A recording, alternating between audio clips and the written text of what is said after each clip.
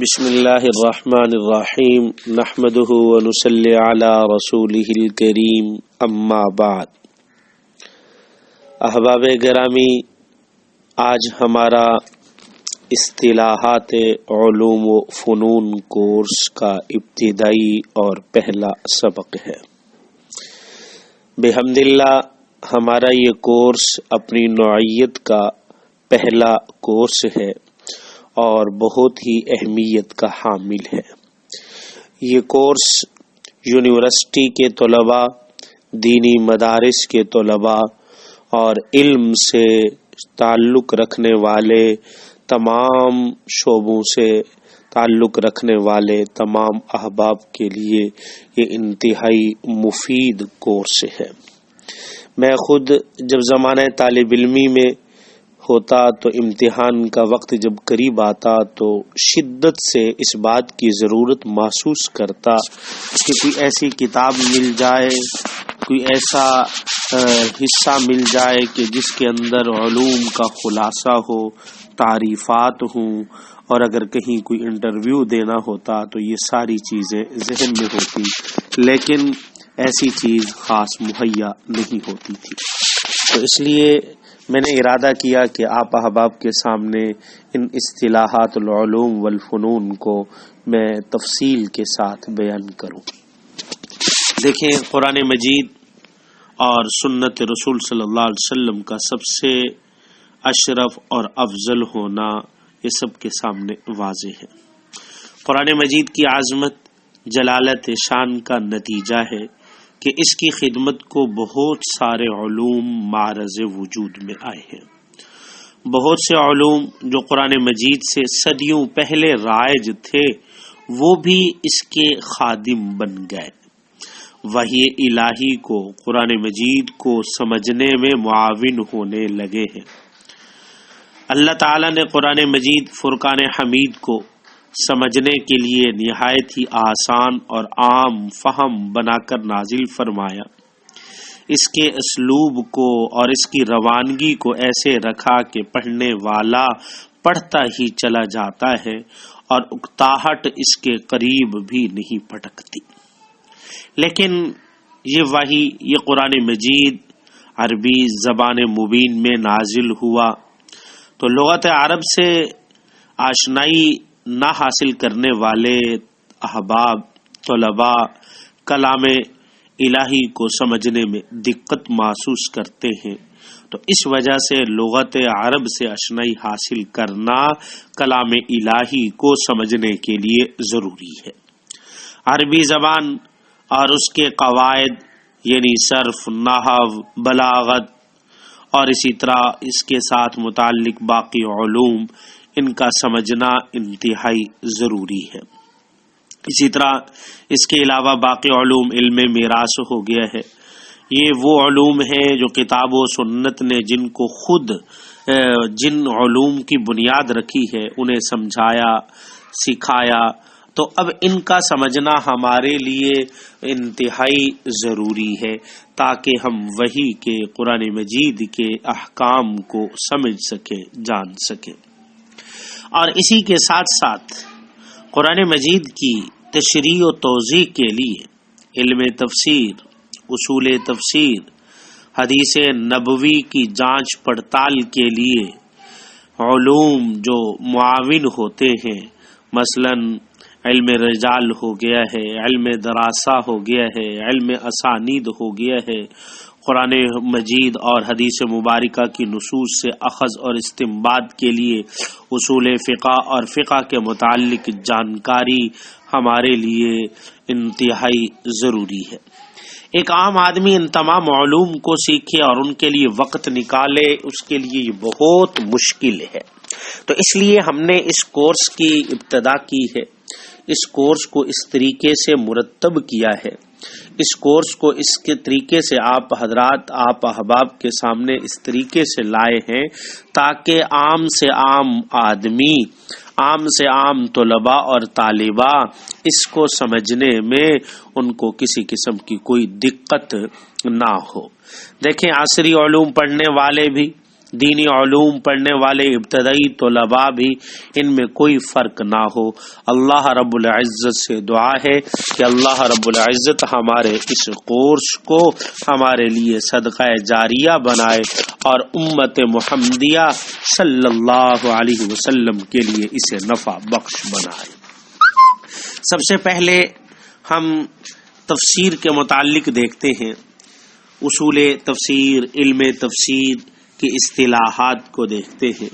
بغور ذرا توجہ کے ساتھ تمام طلباء و طالبات بیٹھیں۔ دیکھیں، سب سے پہلے علم اصول تفسیر کی تعریف کیا ہے؟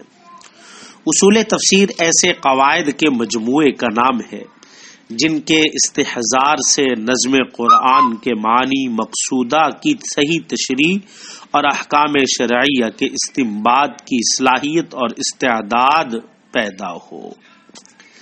اسی طرح اس کا موضوع، علم اصول تفسیر کا موضوع نظم قرآن ہے۔ کیا مطلب نظم قرآن کس حیثیت سے؟ یعنی معنی مقصودہ کی شرح و تفسیر اور احکام شرعیہ کے استنباط و استخراج کی حیثیت سے نظم قرآن اس کا موضوع ہے۔ آگے فرمایا کہ اس کا غرض و غایت، کیونکہ ہر علم کی اپنی غرض و غایت ہوتی ہے کہ اس کے پڑھنے کا مقصد کیا ہے، تو اس علم اصول تفسیر کا پڑھنے کا مقصد کیا ہے؟ دیکھیں، نظم قرآن سے سنت نبویہ صلی اللہ علیہ وسلم اور آثار صحابہ کے مطابق احکام شرعیہ کے استنباط کا ملکہ حاصل کرنا۔ اس بات کو آپ یوں سمجھ لیجئے کہ کلام اللہ کی مراد سمجھنا اور اس کے احکام شرعیہ کے استنباط میں اپنے آپ کو غلطی سے بچانا، یہ اصول تفسیر کی غرض ہے۔ آگے تفسیر کسے کہتے ہیں؟ دیکھیں، تفسیر ایسا علم ہے جس کے ذریعے کلام اللہ کے معانی کی انسانی طاقت کے مطابق معرفت حاصل ہو۔ اور دیکھیں، ایک اس کے اندر ایک لفظ استعمال ہوتا ہے تعویل کا، یعنی تفسیر بھی تعویل بھی۔ تو ویسے تو بعض احباب اس کو تعویل اور تفسیر دونوں کو مترادف لفظ قرار دیتے ہیں کہ یہ دونوں مترادف لفظ ہیں۔ اس اعتبار سے تعویل کلام کا معنی بیان کرنا، خواہ وہ ظاہر کے موافق ہو یا ظاہر کے موافق نہ ہو۔ اور اس کا ایک مطلب یہ ہوتا ہے کہ وہ نفس کی مراد جو متکلم اپنے کلام سے مراد لے رہا ہے وہ تعویل ہے۔ لیکن علامہ جلال الدین سیوطی نور اللہ مرقدہ نے اپنی کتاب الاتقان فی علوم القرآن کی دوسری جلد صفحہ 173 پر انہوں نے تعویل اور تفسیر کے درمیان فرق ذکر کیے ہیں۔ دیکھیں، پہلا فرق یہ ذکر کرتے ہیں کہ تفسیر کا استعمال الفاظ و مفردات میں ہوتا ہے اور تعویل کا اطلاق معانی اور جملوں میں ہوتا ہے۔ دوسرا فرق یہ کہ تفسیر عام ہے، اس کا اطلاق دونوں پر ہوگا، خواہ وہ کتب الہیہ ہوں یا کتب غیر الہیہ ہوں، جبکہ تعویل صرف کتب الہیہ کے ساتھ خاص ہے۔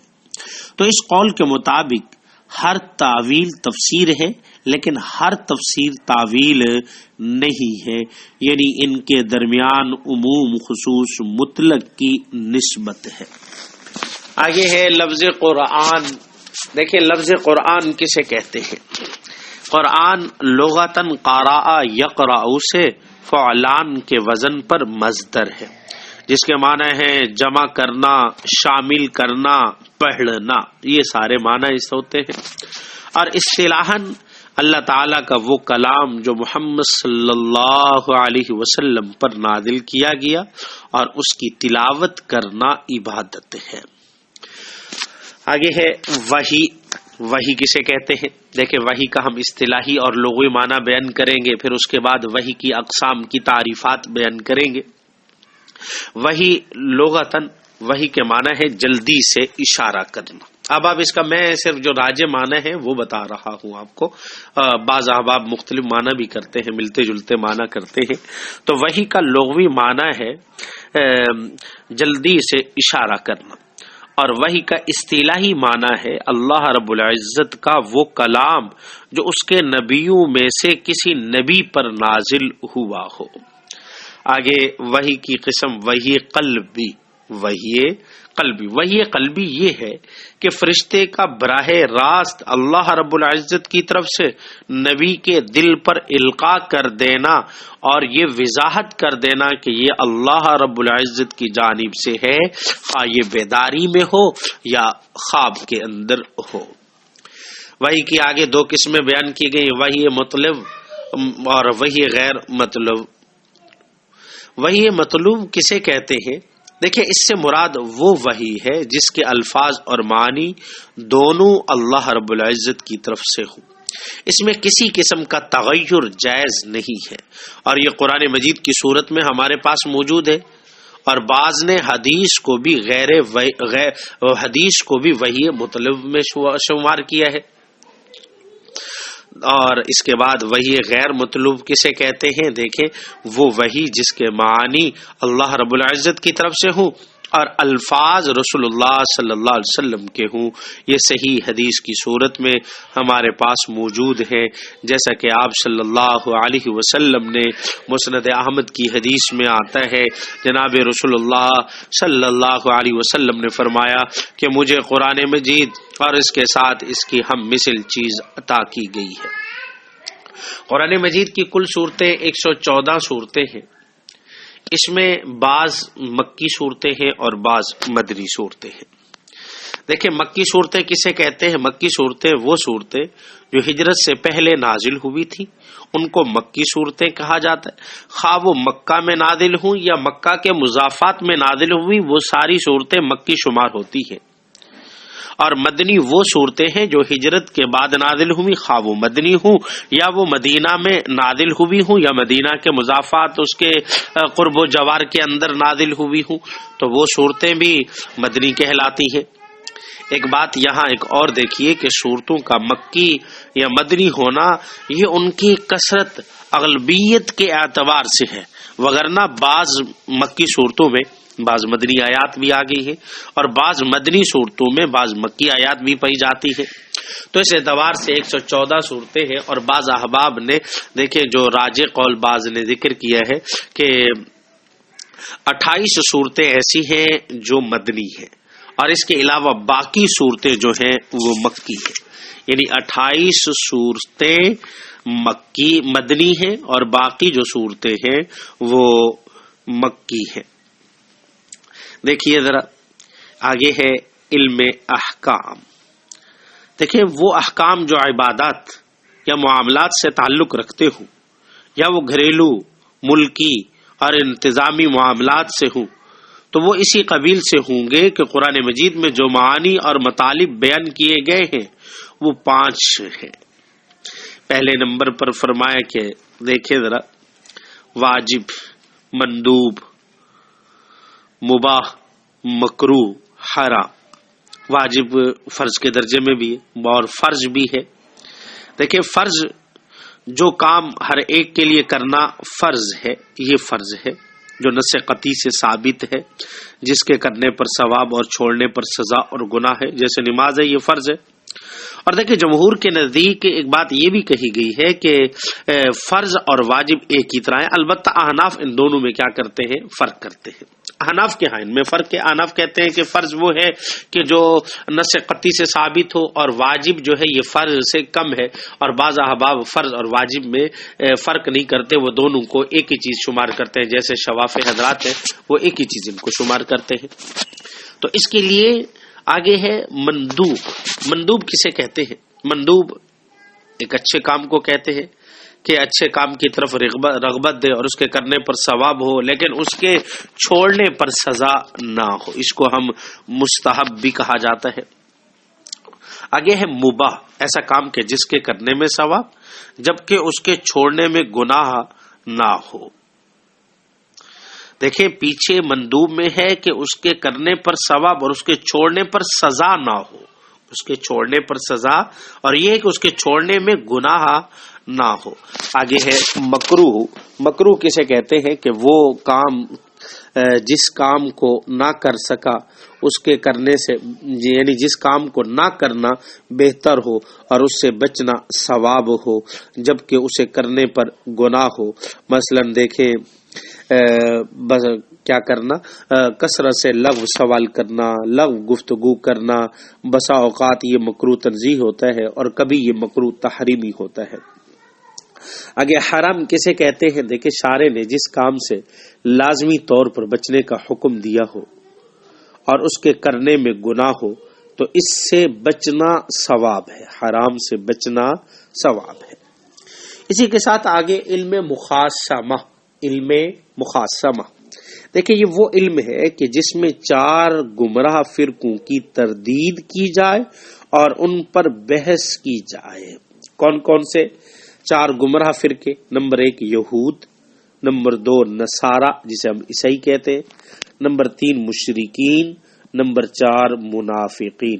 ان 4 گمراہ فرقوں کی تردید کی جائے اور ان پر بحث کی جائے تو اس علم کو علم مخاصمہ کہتے ہیں۔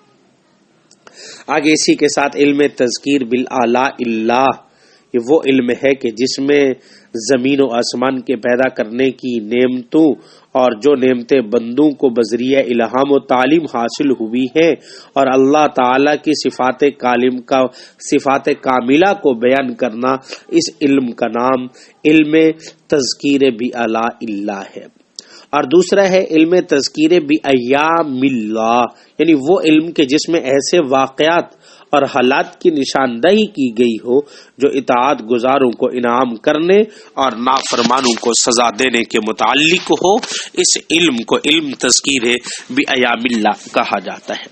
اور اس کے ساتھ ہے علم تذکیر بالموت، یعنی یہ اس علم کو کہتے ہیں کہ جو موت اور موت کے بعد آنے والے واقعات اور حالات، یعنی حشر، نشر، حساب، میزان، پلسرات، جنت، جہنم کے متعلق جو آگاہی ہوتی ہے اور اس کو جو یاد کرنا ہوتا ہے، اس علم کو علم تذکیر بالموت کہا جاتا ہے۔ آیات کے متعلق کچھ آیات دیکھیں محکم ہیں اور کچھ متشابہ ہیں۔ محکم آیات کسے کہتے ہیں کہ محکم آیات سے مراد وہ آیات ہیں جن کے مفہوم کے متعلق عربی زبان کے ماہر شخص کو کسی قسم کا تردد اور تذبذب نہ ہو، ان کا صاف اور صریح مفہوم کے سوا کوئی دوسرا مفہوم ہو ہی نہ سکتا ہو، یہ محکم ہے۔ بالکل واضح احکام جو ہوں گی یہ محکم ہوں گی۔ اور اس کے ساتھ متشابہ آیات ہیں۔ متشابہ آیات وہ ہیں کہ جن میں ضمیر کے 2 مراجع کی جانب لوٹنے کے احتمال ہونے کی وجہ سے اس میں 2 معنی آ جائے، یعنی ہو سکتا ہے کہ اس کا معنی یہ بھی ہو سکتا ہے جس میں مشابہ ہو جائے۔ تو اور اسی کے ساتھ ایک یہ دیکھیں کنایا اس کلام کو کہتے ہیں کہ جس میں کسی حکم کو ثابت کیا جائے مگر خاص اس حکم کا اثبات مقصود نہ ہو، بلکہ یہ منظور ہو کہ اس سے مخاطب کا ذہن ایسی شے کی طرف منتقل ہو جائے جو اس حکم کو عادتاً یا عقلاً لازم ہو، یعنی اس کو کنایتاً کسی چیز کو بتا دینا۔ اور اسی کے ساتھ تعریض کسے کہتے ہیں؟ تعریض یہ ہے کہ حکم تو عام ہو لیکن مقصود کسی خاص شخص کا حال بیان کرنا ہو یا کسی خاص شخص کے حال پر تنبیہ کرنا ہو، یہ تعریض ہے۔ اس کے ساتھ ایک لفظ استعمال ہوتا ہے مجاز عقلی۔ مجاز عقلی یہ ہے کہ فعل کو ایسے شخص کی طرف منسوب کرے جو حقیقتاً اس کا فاعل نہیں اور ایسی چیز کو مفعول بنائے جو در حقیقت مفعول نہیں ہے، جو در حقیقت۔ اچھا سبع طوال کسے کہتے ہیں؟ دیکھیں سبع طوال یہ 7 صورتیں ہیں جو لمبی 7 صورتیں ہیں قرآن مجید کے اندر۔ یہ پہلے نمبر پر سورۃ بقرہ ہے، نمبر 2 سورۃ آل عمران ہے، نمبر 3 سورۃ النساء ہے، نمبر 4 سورۃ مائدہ ہے، نمبر 5 سورۃ الانعام ہے، سورۃ اعراف ہے، سورۃ انفال ہے۔ دیکھیں یہ 7 صورتیں ہیں، یہ 7 صورتیں قرآن مجید کی لمبی صورتیں شمار ہوتی ہیں۔ اور اس کے ساتھ سبع مثانی بھی کہا جاتا ہے۔ سبع مثانی یہ عام طور پر سورۃ فاتحہ کو کہا جاتا ہے کیونکہ اس کے اندر 7 آیات ہیں، اس وجہ سے اس کو سبع مثانی بھی کہا جاتا ہے۔ قرآن مجید کے اندر مسبحات کا لفظ استعمال ہوتا ہے، وہ صورتیں جو مسبحات ہیں، یعنی مسبحات کا مطلب یہ کہ وہ صورتیں جو سبحہ سے یا یسبح سے جن صورتوں کی ابتدا ہوتی ہے ان کو مسبحات کہا جاتا ہے، مسبحات۔ آگے ہے قرآن مجید میں صورتوں کو تین قسموں میں نماز کی تلاوت کے لیے تقسیم کیا گیا ہے، طوال مفصل اور اوساط مفصل اور قصار مفصل۔ طوال مفصل یہ سورت حجرات یا سورت قاف سے لے کر سورت بروج تک، بعض سورت قاف کہتے ہیں، احناف کے ہاں سورت حجرات ہے، سورت حجرات سے لے کر سورت بروج تک جو صورتیں ہیں یہ طوال مفصل ہے۔ فجر کی نماز کے اندر اسی آیات کی تلاوت کرنے کا حکم ہے، سنت ہے۔ اس کے بعد اوساط مفصل ہے، یہ سورت بروج سے لے کر سورت بینہ تک ہے، اور یہ فرمایا کہ ظہر کی نماز میں، عصر کی نماز اور عشاء کی نماز میں ان کی تلاوت کرنے کا حکم ہے۔ اور قصار مفصل یہ سورت بینہ سے لے کر سورت ناس تک ہے، مغرب کی نماز میں قصار مفصل یہ سنت ہے۔ آگے تفسیر کے ماخذ کتنے ہیں، تفسیر کے ماخذ کیا ہے، ذرا دیکھیے اس بات کو۔ یعنی تفسیر، سب سے پہلے ایک بات سمجھیے کہ تفسیر وہ معتبر ہوتی ہے کہ جو قرآن کی تفسیر قرآن مجید کے ساتھ کی جائے، یعنی ایک آیت ایک جگہ پر مجمل ہے تو اسی آیت کی تفصیل دوسری جگہ پر فرما دی گئی دوسری آیت کی صورت میں، تو یہ قرآن التفسیر بالتفسیر ہو گیا۔ اور دوسرے نمبر پر قرآن مجید کی تفسیر حدیث نبوی اور سنت رسول صلی اللہ علیہ وسلم سے ہو، یعنی قرآن مجید کے اندر تو وہ حکم اجمالی ہو، اس کی تفسیر بیان نہ کی گئی ہو، لیکن حدیث مبارکہ میں جناب رسول اللہ صلی اللہ علیہ وسلم نے اس کی تفصیل بیان کر دی ہو۔ اور اس کے بعد اقوال صحابہ ہیں، اقوال صحابہ سے اس کی تفسیر، یعنی کسی صحابی نے اس آیت کی تفسیر بیان کر دی، ظاہر بات ہے کہ صحابی جو تفسیر بیان کرے گا اس نے بھی وہ تفسیر جناب رسول اللہ صلی اللہ علیہ وسلم سے سنی ہوگی۔ اس کے ساتھ دیکھیں قرآن مجید کے معانی، قرآن مجید کے نام، اسماء مبارکہ، قرآن مجید کے اسماء مبارکہ کتنے ہیں، خود قرآن مجید میں جن کا ذکر کیا گیا ہے۔ ذرا اس بات کو دیکھیے کہ علامہ سیوطی علیہ رحمہ نے اپنی کتاب الاتقان فی علوم القرآن کی پہلی جلد صفحہ 51 میں 55 نام شمار کیے ہیں کہ ان 55 نام میں 2 نام قرآن مجید کے صفات ذاتی نام ہے، قرآن اور فرقان، اور باقی سب نام جو ہیں وہ صفاتی ہیں، مثلا الکتاب، المبین، القریم، کلام اللہ، النور، الرحمہ، الشفاء، المبارک، الاعلی، الحکمہ، الحکیم، المہیمن، جبر اللہ، صراط مستقیم، یہ سارے نام جو ذکر کیے گئے ہیں قرآن مجید کے صفاتی نام ذکر کیے گئے ہیں۔ دیکھیں علم تفسیر میں ایک لفظ استعمال ہوتا ہے نسخ۔ نسخ کے لغوی کئی معنی ہیں، ایک معنی ہے زیل کرنا، دور کرنا، نسخ بمعنی تبدیل کرنا، نسخ بمعنی تحویل بھی ہے، یہ معنی اس کے لغوی بیان کیے گئے ہیں۔ اور نسخ کی اصطلاحی تعریف کیا ہے، دیکھیں کسی شرعی دلیل کی بنا پر کسی دینی حکم کے ختم کرنے کو، باقی نہ رکھنے کو نسخ کہتے ہیں۔ پہلی چیز کو منسوخ کہتے ہیں جس کو نسخ کیا گیا، اور بعد والی کو ناسخ کہتے ہیں، یعنی جس کی وجہ سے پہلی چیز کو منسوخ کیا گیا اس دوسری چیز کو ناسخ کہتے ہیں۔ اور نسخ کی کئی صورتیں ہیں، اور اس میں آپ ان کی نسخ کی مزید کی لمبی تفسیر جو ہے اور پڑھنے کے لیے آپ تفسیر کی کتابیں پڑھ سکتے ہیں، ان کا مطالعہ کر سکتے ہیں۔ ویسے تفسیر کی 2 قسمیں بیان کی گئی ہیں، ایک تفسیر بالمعصور اور ایک تفسیر بالرائے۔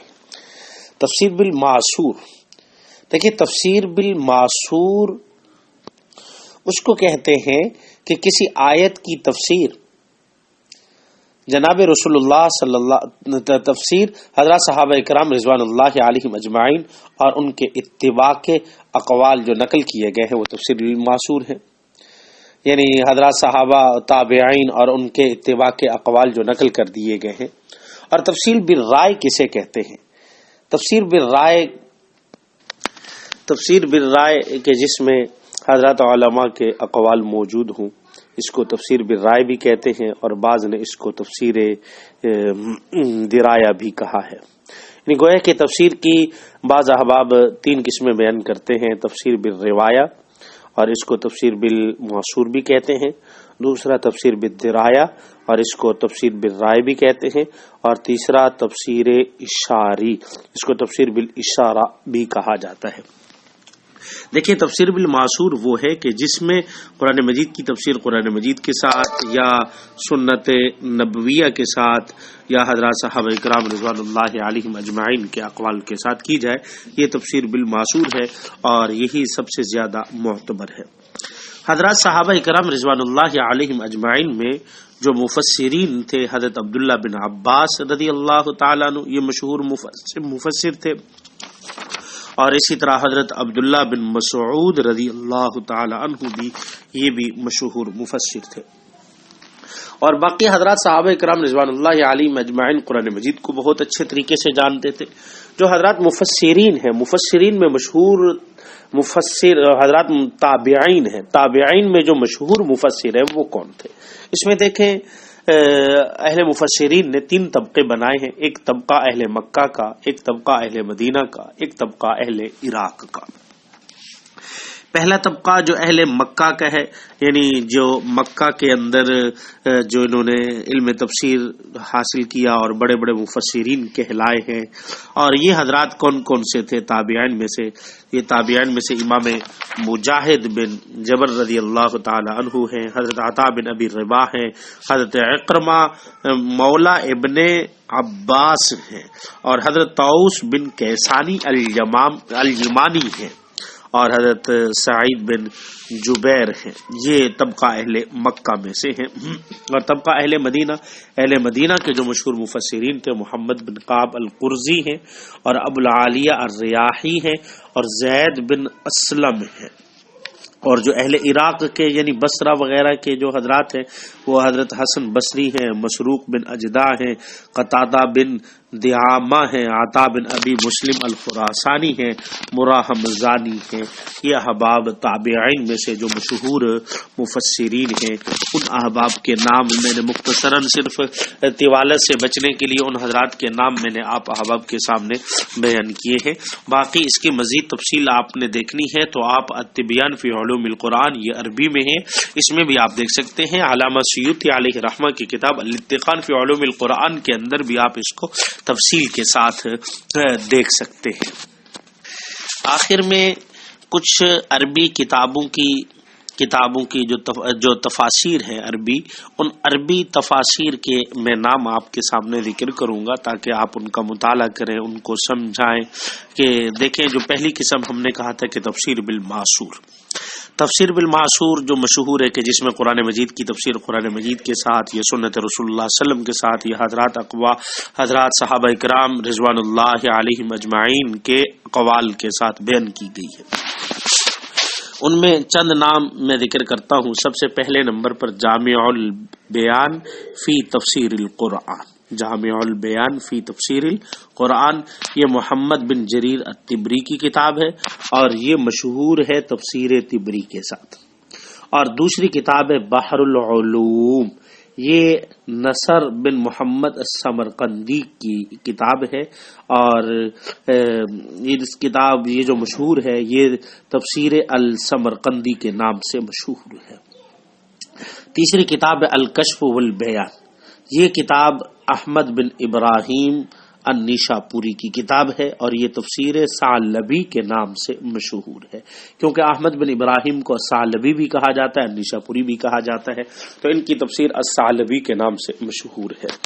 اور ایک ہے معالم التنزیل، یہ حسین بن مسعود البغوی کی تفسیر ہے، اور یہ تفسیر بغوی کے نام سے بھی مشہور ہے۔ اور اسی کے ساتھ ایک تفسیر ہے تفسیر القرآن العظیم، یعنی اس کو بعض نے کہا کہ المحرر الوجیز فی تفسیر الکتاب العظیم بھی کہا ہے، اور یہ عبدالحق بن غالب اندلسی کی ہے، اور اس کو تفسیر ابن عطیہ بھی کہا جاتا ہے۔ اور ایک تفسیر القرآن العظیم ہے، اور یہ اسماعیل بن محمد دمشقی کی ہے، اور اس کو تفسیر ابن کثیر بھی کہا جاتا ہے، اور ایک تفسیر الجواہر الحسان فی تفسیر القرآن یہ عبد الرحمن بن محمد ثعلبی کی ہے، اور یہ تفسیر جواہر کے نام سے مشہور ہے۔ یہ جو تفسیریں میں نے ذکر کی ہیں یہ تفسیر بالمعصور کی اقسام ہے، اور اسی کے ساتھ دوسری ہے تفسیر بالرائے۔ تفسیر بالرائے کے اندر کافی ساری تفاسیر آتی ہے، تفسیر بالرادی آتی ہے، تفسیر بیضاوی آتی ہے، تفسیر خازن ہے، تفسیر نسبی ہے، تفسیر نیشا پوری ہے، اور تفسیر ابی سعود ہے، تفسیر حیان ہے، تفسیر اوسی ہے، تفسیر خطیب ہے، تفسیر جلالین ہے۔ یہ تفسیر جلالین یہ علامہ جلال الدین محلی کی ہے اور علامہ جلال الدین سیوطی کی ہے کہ ان کو دو احباب نے لکھا ہے۔ یہ تفسیر بالرائے آپ کے سامنے بیان کی ہے، اور کچھ جو تفسیر ہیں وہ آیات احکام، تفاسیر آیات احکام کے ہیں، جیسے مثلا تفسیر جساس ہے، تفسیر سیوطی ہے، ابن عربی ہے، تفسیر قرطبی ہے، تفسیر زیدی ہے، یہ ساری ہے۔ اور تفسیر اشاری جو ہے جسے تفسیر بالاشارہ کہا ہے، اس میں تفسیر نیشاپوری، تفسیر آلوسی جو وہ تفسیر آلوسی کے جو روح المعانی کے نام سے کیا ہے مشہور ہے۔ اچھا، بعض تفسیریں ایسی ہیں جو اہل تشیع اور معتزلہ کی تفسیریں ہیں، ہمارے لیے ان کا دیکھنا ٹھیک نہیں ہے۔ میں ان تفسیروں کا کچھ نام آپ کے سامنے بیان کر دیتا ہوں۔ دیکھیں مثلا جو اہل تشیع کی تفسیر ہے، تفسیر زمخش، یہ تفسیر مشکات کے یہ مشہور نہیں ہے اتنی، یعنی اس کو مرقات الانوار کہا جاتا ہے۔ اس تفسیر کا نام ہے مرقات الانوار و مشکات الاسرار۔ یہ شیعہ عبد اللطیف ایک مصنف ہے اس کی تفسیر یہ لکھی ہوئی ہے، اور اسی طریقے سے تفسیر عسکری، یہ بھی تفسیر عسکری کے نام سے مشہور ہے۔ یہ حسن بن علی الہادی یہ شیعہ ہے، اس کی لکھی ہوئی ہے۔ اور ایک تفسیر الصافی فی تفسیر القرآن، الصافی یہ محمد بن شات مرتضی الکاشی کی تفسیر ہے، اور یہ تفسیر صافی کے نام سے بھی مشہور ہے اور تفسیر کاشی کے نام سے بھی مشہور ہے۔ اور اسی طریقے سے ایک بیان السعادہ ہے، یہ بھی شیعہ کی ہے، جس کو تفسیر خراسانی بھی کہا جاتا ہے۔ اللہ رب العزت ہمیں سمجھنے کی، عمل کرنے کی توفیق عطا فرمائے۔ آج ہم نے تفسیر قرآن مجید اور علم تفسیر، اصول تفسیر کے متعلق آپ احباب کے سامنے تفصیلی بحث کی ہے۔ اللہ رب العزت ہمیں سمجھنے، عمل کرنے کی توفیق عطا فرمائے۔ انشاءاللہ العزیز اگلا سبق ہم اصول حدیث وغیرہ کے متعلق بیان کریں گے۔ وآخر دعوانا الحمدللہ رب العالمین۔